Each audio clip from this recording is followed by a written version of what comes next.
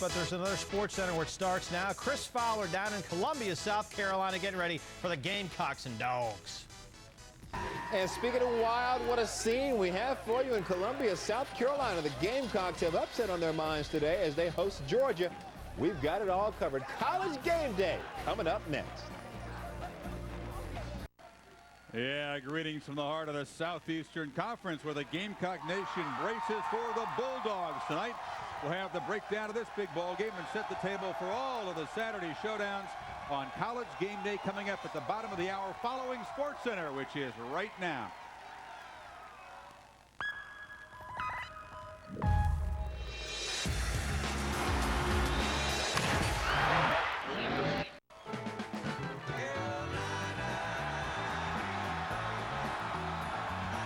Well, Charlie Daniels knows in South Carolina, unsurpassed passion, unquestioned loyalty through thick and thin. Can they lift the underdog Gamecocks over the Dogs tonight into the thick of the SEC race? College Game Day is live from Columbia. Bubba Smarks, get us rolling.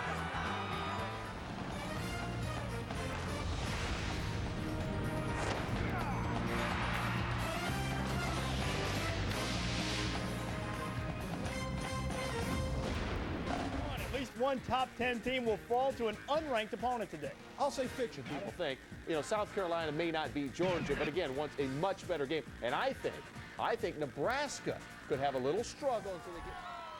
Well, thank you, and greetings from South Carolina, where Cocky and his friends are bracing for the Georgia Bulldogs in the big SEC showdown on ESPN tonight.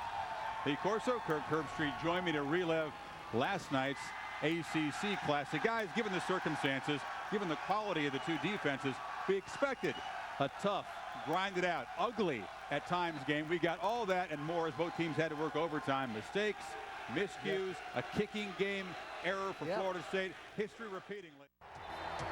It's hard not to love that guy. It was in this stadium 2 years ago that Pollock really announced himself as a great player. You saw it there.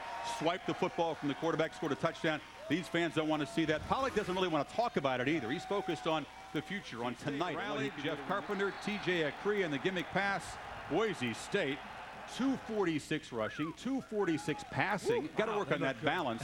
34 unanswered points, 13 straight wins. 20 straight wins at home. Boise State, Fresno State, a big showdown. Back to the kicker and having to deal with that. We keep talking about Kansas State and how they're going to come on and push, and Darren Sproles. But the key element last year was El Roberson, I think, created Darren Sproles. Now we've seen a new quarterback, Dylan Meyer. Today will be tested unlike he's ever been before. How does he deal with the Fresno State speed? I think Kansas State will struggle to win this football game at home, and I think it's because the Fresno State speed and the mentality. They will not be intimidated coming into Manhattan. I want to see Darren Sproles. If he's going to win the Heisman, he needs a quarterback that can distribute the football and also be a weapon himself running. We talked to Pat Hill last night. All Pat Hill could talk about was number 40 Sproles. That's why he was obsessed with it. Someone else has to make Bill Snyder needs to see better red zone offense from his team.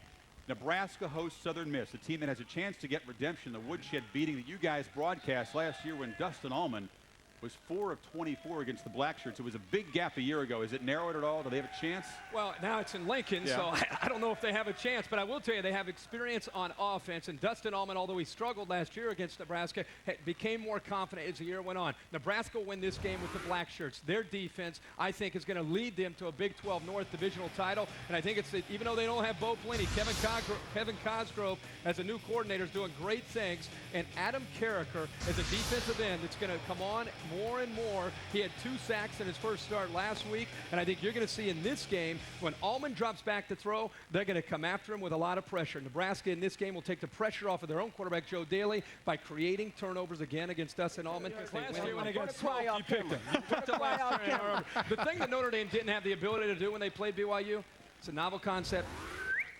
You got to stretch the defense vertically to have any chance of running the football. They could not do that against BYU. Now they face one of the most athletic defenses in Michigan, and Michigan's going to crowd the line of scrimmage and try to take away Ryan Grant or whoever lines up at tailback. They're going to load up the line of scrimmage and rely on that great secondary that they have. Chris mentioned the 7 turnovers that they created. This is one of the better defenses that Michigan's had. You probably have to go back to Charles Woodson's era to find any Michigan defense that comes close to this.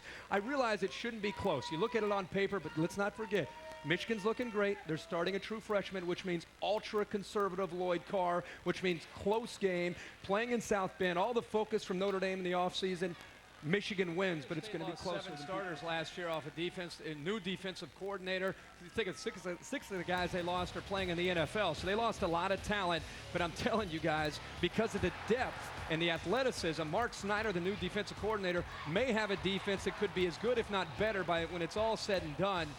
This Ohio State defense, Jim Tressel puts a lot of pressure on his defense because his equation to victory, great defense, solid special teams, conservative offense. It's worked, and I think this defense, by the time it's all said and done, will be outstanding. Ohio State will win this one like Woody Hayes is coaching them. Run, run, run, at least by 3 touchdowns. Paterno, Sonny Lubick, Mike Price, coaches who have hired their sons, something you're not really in favor of. No. To say the least. No. My philosophy as a head football coach has been never to hire a close friend or a relative, because if things went wrong, I couldn't demote or fire them. It was too much of an emotional decision. And let me tell you something. I didn't make that decision just based on a lot of, I saw a lot of my friends. And Kirk, when you fire them or demote them, you lose your wife, and maybe you lose your in-laws, and you lose a lot of things. In 17 years, I never had a close friend or a relative work for me, because I didn't want to make the emotional decision if it didn't work. Yeah, that's a tough thing to do, and I think Lou's handled this about as well as you could ask for him. If you talk to Coach Holtz and you talk to Skip Holtz, you find out the two sides to the story. It sounds like it's very similar to what's been going on here since Lou Holtz has been here as a head coach. Skip Holtz is still obviously heavily involved. He helps with the game plan. He calls the plays from upstairs, and Coach Holtz comes in and he says, you know what, if we want to change something, this year he's more involved in changing the plays as a head coach, more of a hands-on approach this year with the offense than what he was last year. Skip Holtz is still calling the offensive plays. It's just Lou Holtz sometimes has veto power and decides to go in another direction. Head coach always has veto power, doesn't he? Yeah, but this year it's more of a